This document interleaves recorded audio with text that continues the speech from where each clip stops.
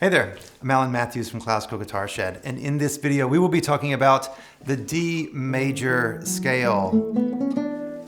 It oftentimes coincides with the D major chord, which you may already know.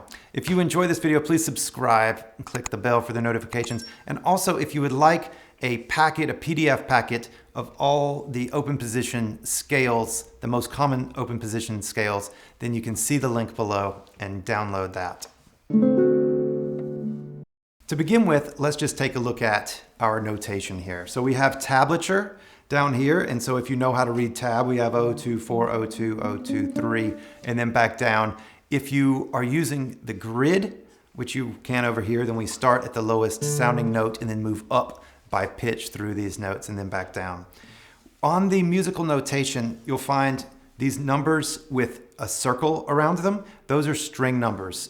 First string, second string, all the way down to the sixth string. So the first note here is on the fourth string because it's a 4 with a circle around it.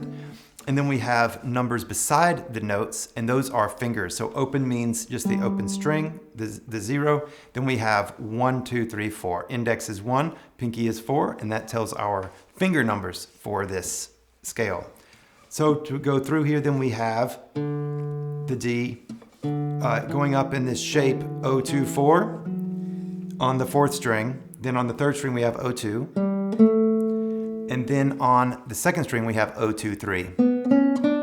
So 0, 2, 4, 0, 2, 0, 2, 3. Ways to remember this: every single one of these has a 2 finger and has an open. So that's one thing. So we know that gets you many of the notes right there. So we have 0, 2, 0, 2, 0, 2. And then you can just remember that on the fourth string we have a 4. So 0, 2, and then the 4. On the third, we just have the 0, 2, and then on the second string, we have the third, which is the high D. So that's just one way to remember the pattern.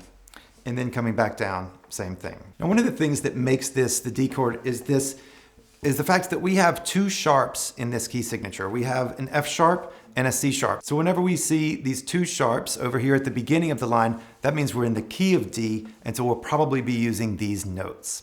So the F sharp means that F, every time we see an F, it is sharped. And so that is our 4th fret on the 4th string, F sharp. And then the C sharp is on the 2nd string, 2nd fret, C sharp and D. And that is the leading tone, just one note down from the root of the chord, which is the name D. A couple of tips for your playing. Keep a nice C shape in your hand whenever you're playing scales, whenever you're playing anything, as much as possible. Keep your fingers low to the fretboard if you can. Ideally, they're not flying up. When one note plays, another one flies up. Try to keep it down low and in the same position. If you'll notice that when I'm playing, there's not a whole lot of movement in my hand or in my wrist. And so keep that nice and solid. For your right hand, when you're first learning the pattern, don't worry about it. Just play all with your thumb or all with your finger, whatever it happens to be. Don't even think about your right hand. Just focus all of your energy and mental capacity on the left hand. Memorize the pattern. Get it nice with your curved fingers in a nice C shape. Thumb behind the fingers. We never want the thumb to cross over the index finger. And we don't want for this part of the hand or the heel of the hand, the big knuckle of the index finger or the heel of the hand, to touch the guitar when we're playing this. We don't want to grab it here and play, and we don't want to smash our hand against the back and play like this either. Okay, so those are some tips for playing that. When we're playing scales on the classical guitar, there's a couple of things that we're really looking for. The first is a really nice steady rhythm.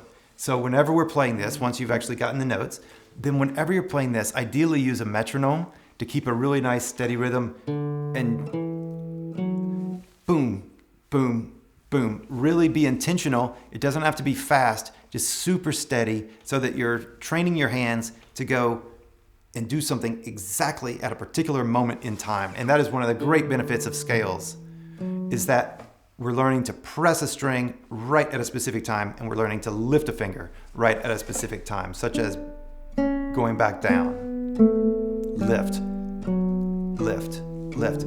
So these are the skills that we're using, that we're learning by playing scales.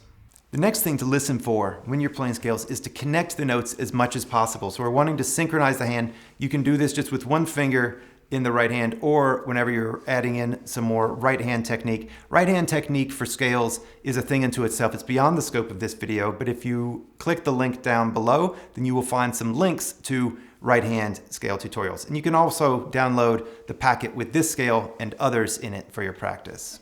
So as we're connecting notes, then we can listen to the gap and make the gap as small as possible. So instead of, which is fine at first, but eventually we want this thing to be really smooth and connected. The musical word is legato. So we want a smooth and connected, the same volume for each of the notes, and that is one of the great benefits of playing scales on the guitar, is that we can train our hands to do all these things. So I hope you've enjoyed this exploration of the D major scale on the guitar.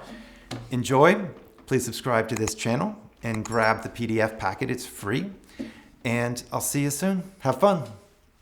Bye-bye.